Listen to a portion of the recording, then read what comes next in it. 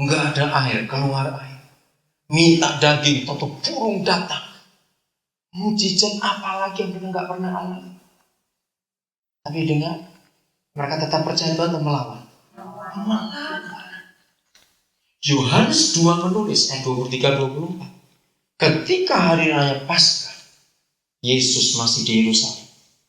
Banyak orang, masih ingat ayat itu, yang percaya kepada Dia karena apa? Mereka lihat mujizat. Tapi kenyataannya Yesus tidak bisa mempercayakan dirinya pada orang-orang itu. Karena ada kata gini di ayat 24. Karena Dia tahu isi hati orang-orang itu. Jawabannya, penderitaanlah yang membuat orang memuliakan Tuhan. Bukan karena berkat. Ayat ini yang bisa dipakai untuk melawan doktrin teologi kemakmuran. Yang hanya khotbah berkat saja. Ini bukti. Orang tidak memuliakan Tuhan karena mujizat, karena berkat, tidak. Maka itu berapa banyak teman-teman kita bertobat ketika dia tahu penderitaan saudara, tiba-tiba bisa selesai. Mereka kagum, Tuhanmu luar biasa. Pernah ngalami itu? Pasti ada yang pernah ngalami. Ayat berikut belum selesai.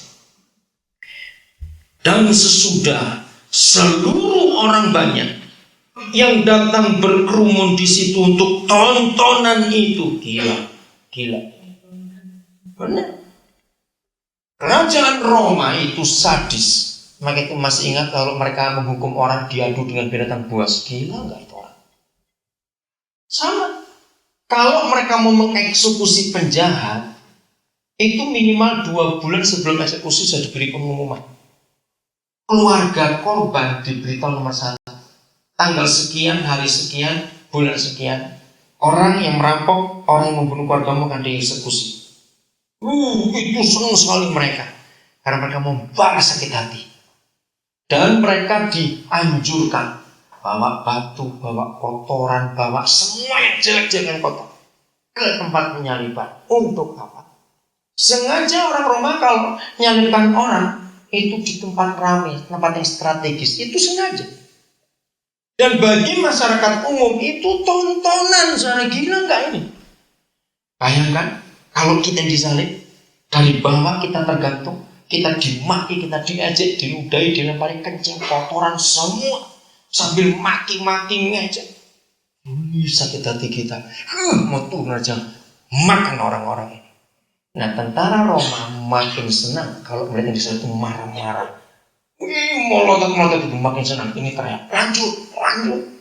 Sudah dibawa itu. Ngeri sudah. Seperti itu Tuhan kita dipermalukan pada hari ini. Bukan Dia yang salah. Ngerti ya saudara? Ini nonton. Lihat kalimat berikut. Melihat apa yang terjadi itu. Melihat apa? Lagi sekali. Yesus mati dalam penderitaan, menyerahkan nyawanya, rela, nggak melawan, maka itu lutut nggak perlu diremukan. Lihat apa yang terjadi dengan mereka. Pulanglah mereka sambil memukul-mukul diri. Artinya apa? Menyesal. Sama pertanyaan Roh Kudus kepada saya. Pasti di antara seluruh orang banyak yang datang untuk nonton itu, ada orang-orang yang pernah mengalami mujizat Yesus. Pasti bukan? Saya percaya itu melayani. Kalau toh mereka tidak mengalami, pasti mereka pernah dengar paling tidak, atau melihat. Mungkin saudaranya, mungkin tetangganya yang pernah disembuhkan Tuhan. Tapi lihat faktanya, nonton. Tapi nggak ada penyesalan. Tapi ketika melihat Yesus mati, kok aneh bisa bertobat? Maka jawabannya, bukan waktu kita diberkati orang bertobat, waktu kita menderita untuk orang lain. Amin kan? Ayat 49 jangan terjadi untuk kita dalam nama Yesus. Ngeri ayat 49. Mari kita lihat. Semua orang yang bagaimana mengenal Yesus dari apa? Dekat. termasuk perempuan-perempuan yang mengikuti dia dari Galilea. Lihat sikapnya, malah apa? Berdiri jauh-jauh dan nonton semua itu. Maka itu kita harus tanyakan, Kristen kita, Kristen model berkat atau model menderita? Apa Lukas tidak salah menulis ini? Yang mengenal Yesus dari dekat malah jadi penonton. Maka itu pendoa kita harus periksa diri kita. Ada di jalur yang mana hidup kita sebagai pendoa? Bagaimana pengorbanan hidup ini? Dengan semua kita sudah pelajari tadi. Sungguh banyak orang, banyak daerah, banyak tempat yang gak akan dipulihkan hanya kita melontarkan kata-kata ke udara. Saya akan ulang-ulangi. Tapi diperlukan pengorbanan dan bisa-bisa dari kita sendiri. Jangan saya berkata, wah kita pun gak bisa jadi pendoa. Jangan berkata gitu dulu. Mari kita selidiki di bagian mana yang aku belum bisa melakukan. Pelan-pelan kita minta Roh Kudus menolong kita untuk kita menggenapi apa yang Tuhan ingin kita genapi dalam hidup ini. Supaya kasih Tuhan dinyatakan sungguh-sungguh dalam hidup ini. Izinkan saya memberi kesaksian-kesaksian ini, saudara, biar itu semua untuk kemuliaan Tuhan. Kalau ada hamba-hamba Tuhan, sekalipun kita perlu uang dalam hidup, saya percaya nggak ada orang nggak perlu uang. Hidup mati aja nggak ada yang gratis seperti yang hidup. Betul nggak? Mana aja mati gratis zaman sekarang? Semuanya bayar. Apalagi orang hidup. Tapi saya berkata kepada hamba-hamba Tuhan, jangan pelayanan itu jadi mata pencaharian. Jangan sungguh-sungguh. Sekalipun kita perlu uang untuk hidup. Dan ini bukan rahasia lagi, saudara. Saya paling suka keliling ke daerah-daerah. Karena kalau gereja-gereja di daerah ngundang pasti. Jangan lagi bilang persembahan tiket saja buat mereka sulit. Tapi kami datang untuk mereka. Ayo kita buat itu dalam hidup ini, saudara. Supaya kerajaannya nyata di bumi ini. Dengan demikian, orang akan melihat Yesus dalam kehidupan kita semua. Atau karena dilihat bukan mujizat tapi penderitaannya. Maka itu dalam doa-doa kita, sungguh-sungguh kita harus serius untuk mau memberikan yang terbaik sehingga semua orang akan dipulihkan. Bagian terakhir, 1 Timotius 2 mulai yang pertama, tadi kita sudah baca yang keempat.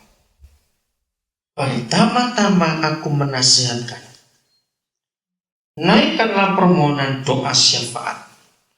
Syafaat itu dalam bahasa Arab, syafaat. Tapi yang betul adalah doa yang mewakili. Itu kata yang betul dalam syafaat, mewakili, menjadi pengganti. Naikkanlah permohonan, satu doa yang mewakili. Dan ucapan syukur untuk semua orang. Untuk raja-raja, untuk semua pembesar, agar kita dapat hidup tenang dan tentram dalam segala kesalehan dan kehormatan. Itulah yang baik dan yang berkenan kepada Tuhan Juru Selamat kita, yang menghendaki selalu pada inti ini, yang menghendaki supaya semua orang diselamatkan dan memperoleh pengetahuan atau pengenalan akan kebenaran. Ayat 5 kita akan lebih jelas melihatnya. Karena Tuhan itu Esa, satu. Dan satu pula Dia yang menjadi pengantara antara Tuhan dan manusia. Siapa Dia? Manusia Kristus Yesus. Saya akan ulangi ini. Kata pengantara, menjadi jembatan. Kata pengantara itu cuma satu yang menjadi jembatan. Roh Kudus tolong kami sebagai pendoa kami betul-betul.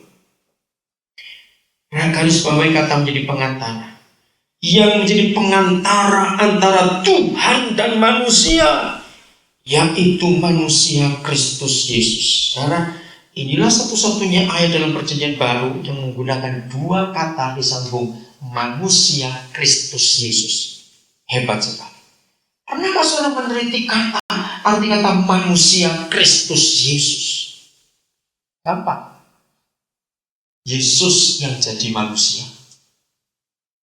Terus yang berikut, dan manusia jadi Yesus. Nah, Yesus menjadi manusia, itu jelas dia. Lalu siapa manusia yang jadi Yesus? Kita, betul. Ayo saya terangkan kata pengantara, ya, yang artinya jelas jembatan. Saya mau minta kesepakatan dulu. Saudara percaya kata pengantara dan jembatan yang menghubungkan dua yang terpisah, ya atau tidak? Juru damai yang menjadi mediator sama semua. Kalau setuju saya akan pakai jembatan. Dengarkan ini. Jembatan itu cuma satu saja caranya supaya berfungsi. Dengar baik-baik. Jembatan itu cuma satu saja caranya untuk memfungsikan jembatan. Ayo siapa bisa jawab? Satu. Nah, itu dia. Tidak ada yang namanya jembatan fungsinya dilompati. Ngapain jadi jembatan dilompati? Ya nggak usah perlu jembatan dong. Mengerti? Maka itu tidak boleh ada jembatan berdiri. Itu namanya tangga. Ngerti maksud ini, saudara? Dengan kata lain, pengantara nggak boleh sombong, nggak boleh meninggikan diri. Dan tidak ada orang yang gak merasa sakit kalau diinjak. Coba aja kalau gak percaya, telungkup terus diinjak-injak. Oke, ini radikal, ini ekstrim. Untuk mempermudah pengertian ini, maka itu pendoa syafaat itu jembatan. Ya terusan sendiri sudah ngomong.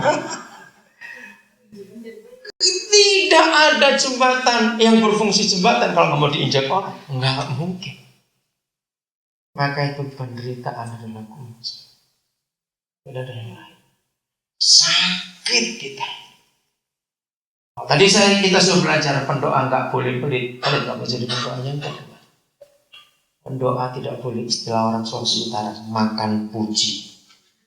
Tahu kata itu, makan puji. Istilah orang dari Sulawesi Utara kan.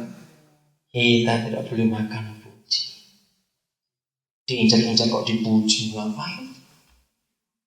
Mengalami semuanya itu dalam kehidupan. Dan itu sungguh luar biasa. Amin, itu sungguh luar biasa. Ya, Roh Kudus menolong kita untuk melanjutkan ini lebih jauh. Jadi pengganti, sakit, mau jadi korban, mati, wajib menyerahkan nyawa. Tanyalah kamu. Tinggallah kamu dalam kasihku itu. Sama seperti Bapa telah mengasihi aku, demikian aku telah mengasihi kamu. Tinggallah kamu dalam kasihku.